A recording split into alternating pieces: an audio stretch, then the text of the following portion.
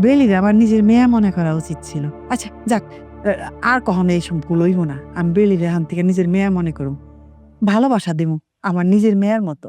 সত্যি কইতাছো মা, তুমি যদি বেলিরে নিজের মেয়ের মতো করে দেখো, ওর সাথে কোনো খারাপ আচরণ না করো, তাহলে দেখবা একটা সময় আমগো সংসারে কোনো অশান্তি থাকবো না, আমগো সংসারটা অনেক সুখে রইব।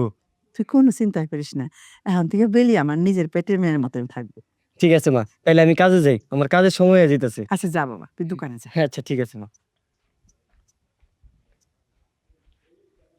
বেলি, বেলি, হারাম জাদি, তুই এখনো ঘুমাইতেছস? তোর ঘুম আমি যদি না ছুটাইছি, তোমার নাম ফিরা নাম।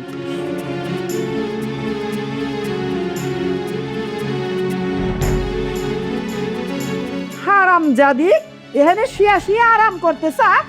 ওই ওই, ওই, সংসারে কাজকর্ম কে করবো?